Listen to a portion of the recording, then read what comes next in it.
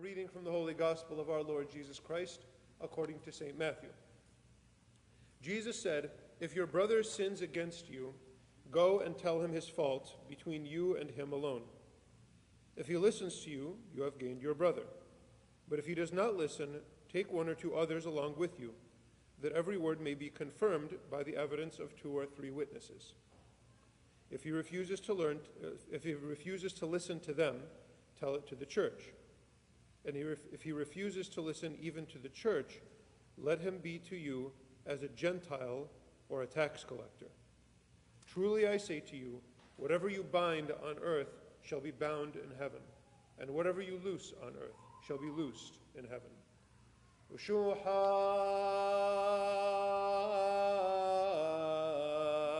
la laha minayith.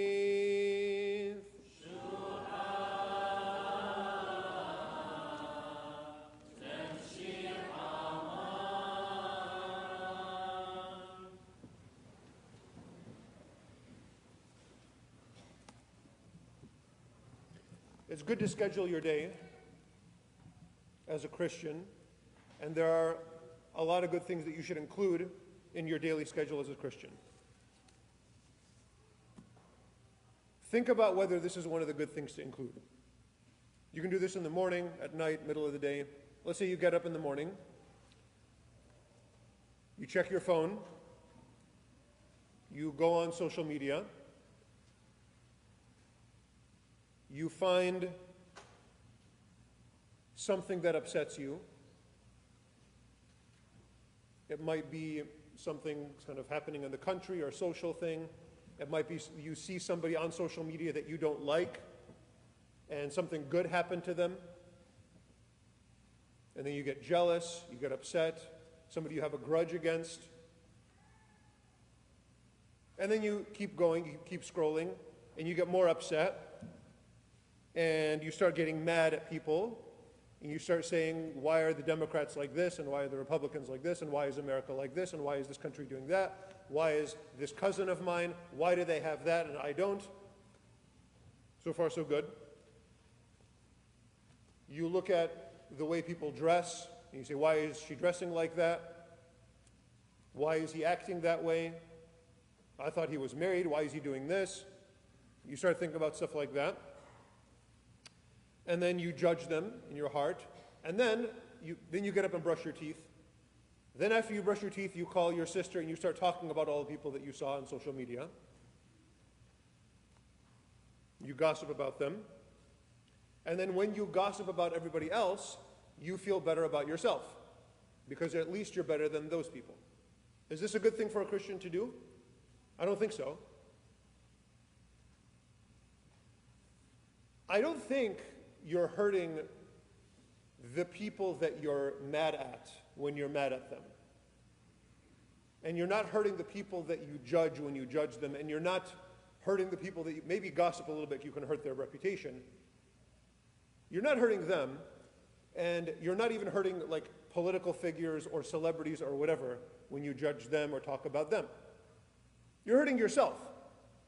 What happens to your heart when you spend an hour doing that, when you spend 10 minutes doing that? At the beginning of that process, what was your heart? And at the end, what did your heart become when you did all of that? Most of the gospel today that's assigned for this Sunday is about returning and becoming like children. Whoever does not receive a child like this in my name. That's the beginning of it. I just skipped to this part. But there's something related between those two topics. Have you seen how children sleep? I'm jealous of that. They just pass out. It's like nothing exists in the world except for their nap. It's beautiful. Why can't we do that? Because we just spent that hour making ourselves mad. How are you going to sleep after that? Well, all the junk that you put into your heart, that you caused to be in your heart because of what you thought about and what you did, yeah, of course you're not going to have the innocent and sort of simple heart that a child has, the peaceful, unburdened heart of a child, if that's how you spend your time. So Jesus says, okay, return and become like children, but this is how we do it. The gospel that I read today is how we do it. He wants our hearts to be unburdened with grudges, with anger, with judgment. He doesn't want that to be in our heart. So how do we get to that point? How do we arrive at that? If your brother sins against you, go and tell him his fault. If he sins against you, if somebody did something to somebody else that has nothing to do with you, why are you burdening yourself thinking about it? If a celebrity said something that you don't like, what does that have to do with you? Why are you wasting 1 second of your time being upset about that? Who cares what any of these people think? People say time is money, right? You ever hear time is money? I don't think that's true at all. Time is way more valuable than money, because you can get money back. But that 5 seconds you spent upset about some celebrity or some second cousin of yours and what they're doing and what they're saying, that 5 seconds you'll never get back. And that stain that you put on your heart for nothing. So if your brother sins again, okay, fine. I'm going to start to mind my own business. This is for you. You think we're helping anybody else? You think Christ cares about anything other than your heart?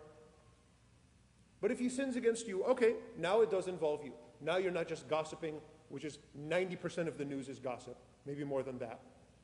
And probably way more than that is what social media is. Okay, now it has to do with you. He sins against you. Sins.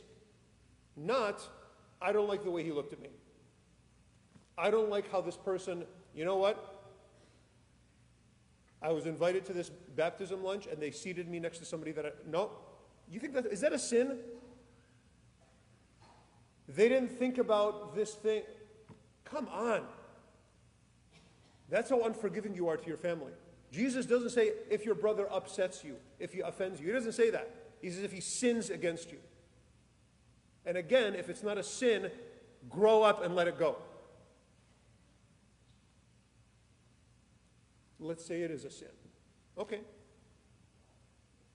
And he sins against you. Not somebody that you know and somebody that you know, against you. You see how much it takes to make something your business? Do you see how much time you're going to have when you obey Christ? You're going to be able to go to Mass every day and then do a holy hour and then go to the gym, and you're still going to have plenty of time. All you have to do is mind your own business. But let's say he sins, and he sins against you. Then go, Jesus says, and tell him his fault. You go to him. And he says, by yourself, between you and him alone, he says.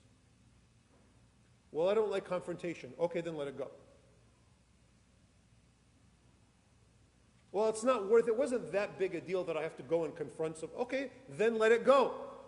Then stop thinking about it. Then stop worrying about it. Then stop holding a grudge.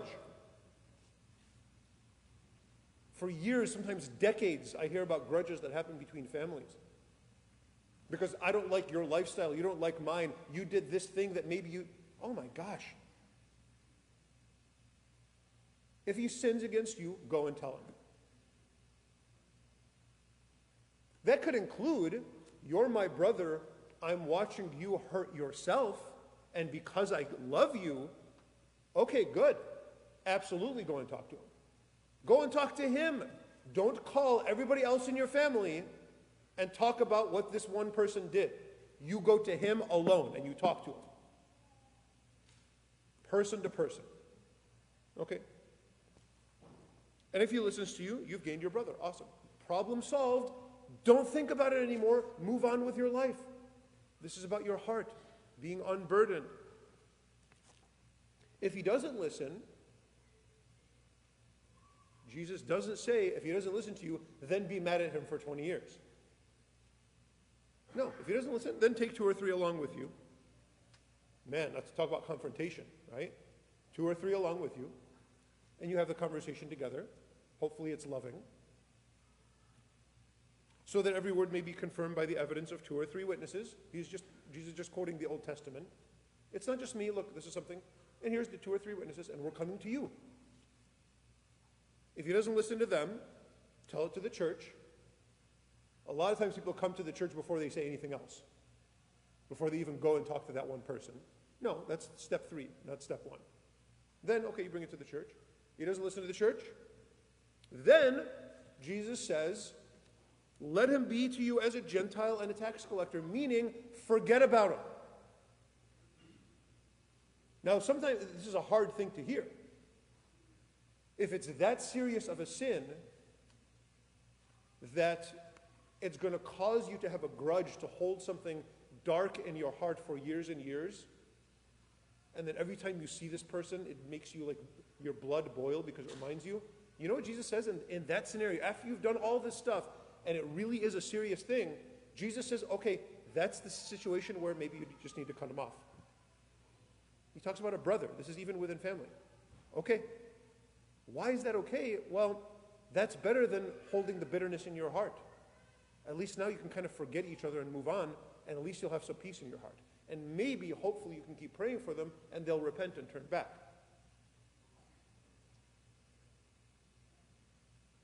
But that relationship is not his main issue. The main concern of Jesus is your heart.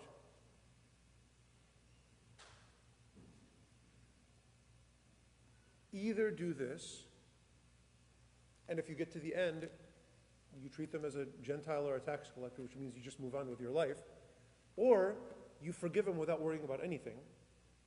You just let it go. Either way, your heart's not burdened. That's what he wants. That's what Christ is concerned with. And so, brothers and sisters, we hear the gospel today. We have these feelings. Sometimes we cause it to ourselves. Stay away from the stuff that's going to ignite this. You deserve better than that.